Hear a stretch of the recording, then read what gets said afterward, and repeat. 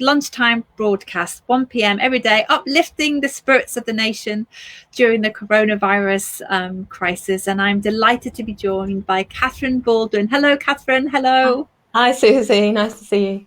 Katherine is a top coach and author of How to Fall in Love. I love your book, by the way. I know that I read your book about maybe 3 years ago when you came to do a wonderful event for us in London. And I read your book before that event, and I learned some things about myself. And funnily enough, Katherine, now I'm in love. Yes, I was about to say, now you're in a relationship, Yeah, so yeah, it yeah. works. It works. It took me a while, but Amongst all the other things that you have done, of course. Yeah. yeah. But I would heartily recommend, if anybody is looking for love or wanting to know why that they might sabotage themselves in love, that Katherine's book. I recommend your book to everyone, to all of my single girlfriends. Like, if you want to fall in love, read this book. But we're Oh, not talking about falling in love today. We're talking about how to self-soothe. So almost it's a kind of an act of self-love, really, isn't it? yeah. So I know that many of us are really struggling with the anxiety at the moment, and we're using perhaps really unhealthy ways to make ourselves feel better, whether it be alcohol or too much chocolate. My friends and I are talking about our corona bellies. We're putting on weight as we do it. Not that there's a problem with that, but sometimes when we're stuffing our face with just too much sugar, it just makes you feel worse. So why are we soothing with all the wrong things? Why do we do this? Well, part of it, as you say, we're in extraordinary circumstances right now with the coronavirus, and so many of us are feeling extreme anxiety, myself included, about my own health, about family and friends, about our jobs, our careers, our finances. So these are extreme circumstances. And I think we can give ourselves a bit of a break right now, be kind and compassionate towards ourselves, because we're not robots, we're human beings, and some things are going to slip. But fundamentally, some of us use or pick up on or drink or eat or smoke or overwork or get into unhealthy relationships to soothe ourselves because our relationship with ourself is faulty. We have a faulty relationship with ourself and our feelings. And often that faulty relationship began when we were very young, in many cases, definitely in mine. And this isn't about blaming our caregivers at all. Everyone did the best with the tools they had at the Yeah, time. But if we weren't soothed, if we weren't seen and soothed and mirrored and heard. empathized with and heard, then we will do that to ourselves as well. We won't know how to soothe ourselves. We won't know how to see ourselves, how to hear ourselves. And in my case, because I felt unsoothed, unsafe, the first thing I picked up was food. It was very available.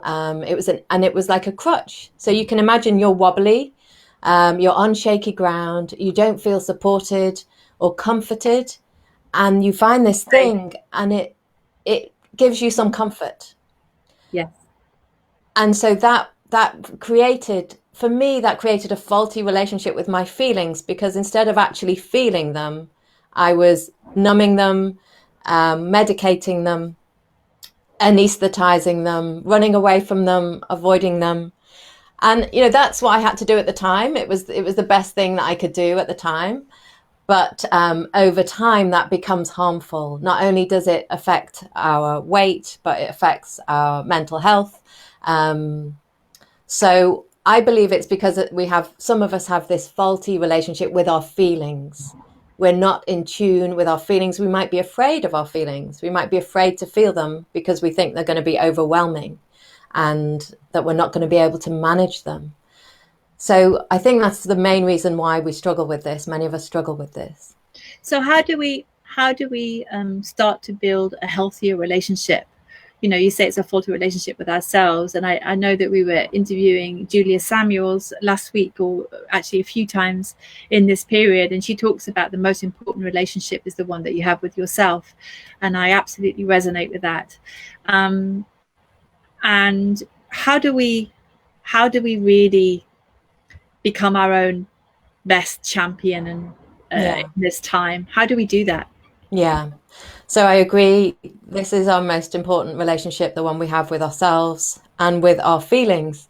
And it's about, for many of us, first of all, we need to slow down and understand that we are numbing our feelings or running away from them. We have to understand that we actually have feelings going on. And I know I don't overeat anymore. Thankfully, I've been healing from that for 20 years, but I can still overwork. And I've noticed during coronavirus that as my anxiety increased, my working increased. And what I need to do is pause, slow down, and notice that I have feelings going on and ask myself, what are those feelings? And one tool I really love, and I use it on my courses and on my retreats, and it's really simple. Somebody in the comments has just mentioned meditation. It's a very simple closing our eyes and placing our hand on our heart Yeah, and using our breath to guide us inwards. And I like to put my hand on my heart because I like to ask my heart what's going on inside. yeah, What if I have a little rummage around in there? What am I going to find? I might find pain. I might find hurt, anxiety, stress, and also across here, across my chest. That connects me to myself and my stomach as well. So I like to connect using my hand with parts of my body where some of my feelings are going on. yeah, So slowing down, pausing. Somebody mentioned writing, so free writing with pen and paper. Just Julia Cameron, who wrote The Artist's Way, she talks about the morning pages. So scribbling every morning 3 pages of your thoughts and your yeah, feelings. And one of the best tools that I have used is talking to people. So finding safe, supportive, empathetic people who are able to hear us.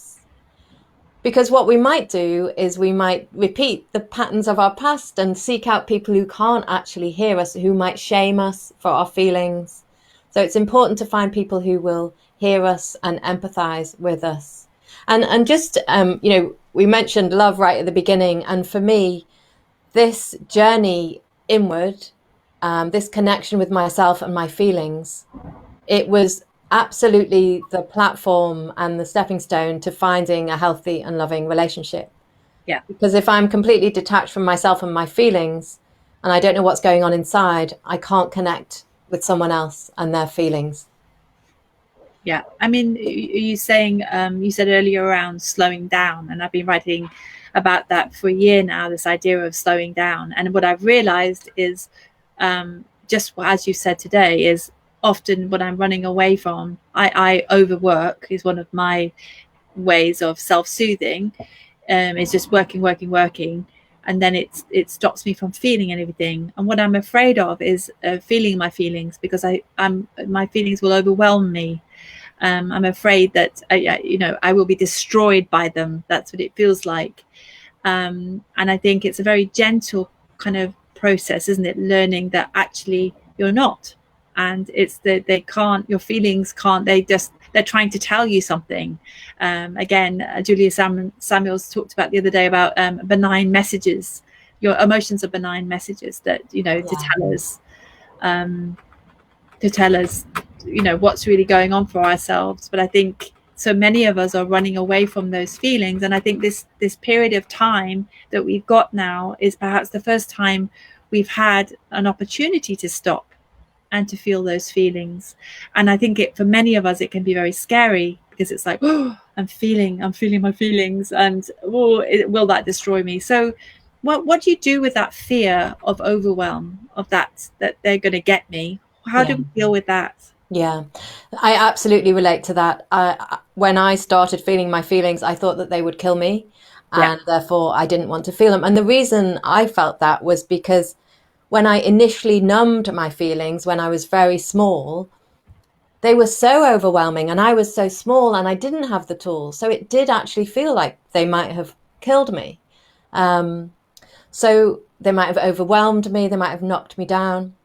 And I like to use the analogy of a pressure cooker.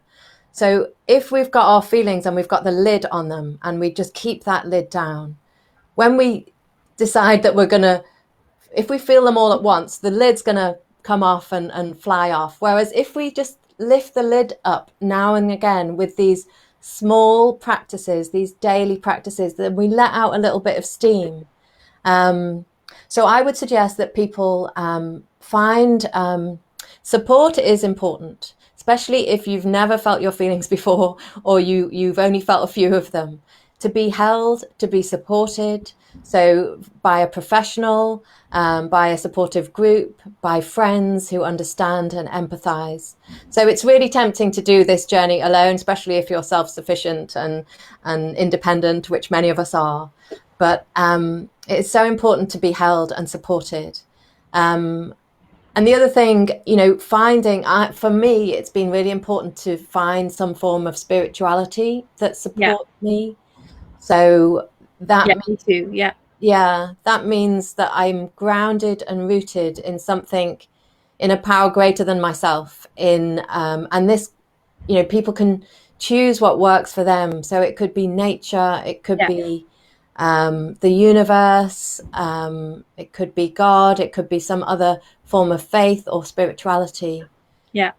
But as you've talked about, we've both talked about this sort of overworking, and that often comes from a sense of wanting control.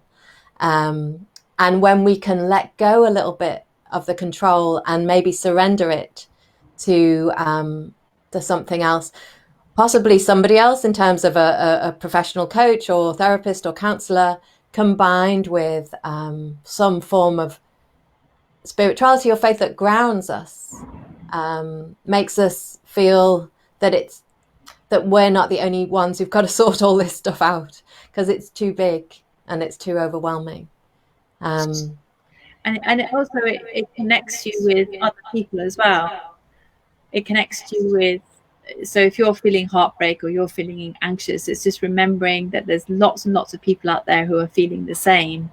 I mean, it allows you to, I don't know, so there's when I connect with whatever I call it, the force, when I connect with the force, it feels like, it allows me to reach out and connect with something, and it helps me practice that, because I think I've struggled with being vulnerable for a long time, and reaching for help and asking for help.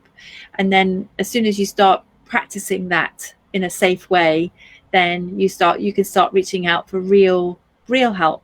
So I mean, a lot of people may not have any spiritual beliefs, so as you say, so it may be just going into nature or finding those habits or ways of connecting with yourself, your wisest self on the page when it's writing. There's also a great book I've read recently, which is I've been working through, Richard Schwartz. I don't know, is a guy, a really brilliant therapist who's written about inner family systems. Oh yes. And it's called The Sum of All Parts. And I've been listening to that on Audible. So I think, there's definitely ways of connecting to the parts of you that perhaps as a child were not heard. Absolutely. Many people may not be able to afford therapy or create that, so that's a great place to start. So Richard Schwartz, The Sum of All Parts, and we're going to be interviewing him soon, I think, as well. So I think you're right, being able to connect, but like with a coach or with your higher power. I think all of these things is about connecting, finding some way so you're not alone and you're not isolated. Yeah, and similar to the internal family systems, if I can imagine when I'm struggling to soothe myself, if I can imagine that there's a child inside of me, that little Katherine is really anxious and scared, and how would I have liked to have been soothed when I was a young girl? And how can I speak to myself today in that way? So how can I reparent myself? When we see, one of the things with food, many of us will have seen parents, and I don't blame parents because I'm sure it's really tough, but when children are crying, we give them food, and that sets up this pattern. So That's what I did to myself. I'm anxious, I'll just feed myself, I'll stuff it down. But instead, when I can say, what's going on, Katherine? What's going on? And then soothe myself, speak to myself as I would speak to a little child who was scared. Yeah. And comfort and, hug myself and find lots of resources that could help me, like, the ones you've talked about, all the great interviews that you've done on Psychologies. I run groups, and I totally relate to the vulnerable, lots of women who are successful and successful careers and independent. We really struggle to be vulnerable. Yeah. But we can be vulnerable in a safe space with other people who are being vulnerable as well. Yeah, sure. And I think, so I think there's, addressing the vulnerability and talking to the part of you that is vulnerable. Also, you were saying there about, I think there's something about being in your body, so for me, it's very much about, this, I've got a candle burning, smells and nice creams, and it's basically soothing myself in ways that it gets me back into my body versus in my head, because my inner critic can be quite harsh, can be quite driven. Again, it's just trying to keep me going, trying to keep me on track. Nothing to see here, come on, get going. But it's that thing of being able to find that other softer voice, more nurturing voice, and as you said there, just to find your inner parent. Yeah It is. I mean, all of these things, Katherine, they're so important. So thank you very much for joining us today. I know that you have workshops, you have your brilliant book, How to Fall in Love, you've got programs, so there's all the links are below, so I would encourage everyone to check out Katherine, because I think what you do is you manage to nail it.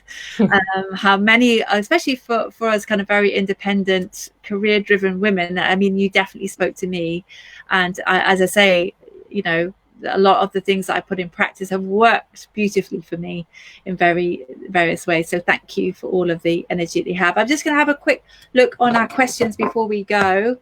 My VA has also put a few links. That's great that she's doing that. That's wonderful. But there was meditation and journaling. Yeah, so great. I think people are have found journaling and meditation to help as well. Katherine, thank you so much for your time today. Thank you for joining us and for easing us into the next week of coronavirus. Well, wishing everyone a self-compassion and soothing, and to be really kind and gentle with ourselves during this uncertain time. Yeah, absolutely. Katherine, thank you so much, and speak to you again soon. Bye-bye. Thanks, Susie. Bye.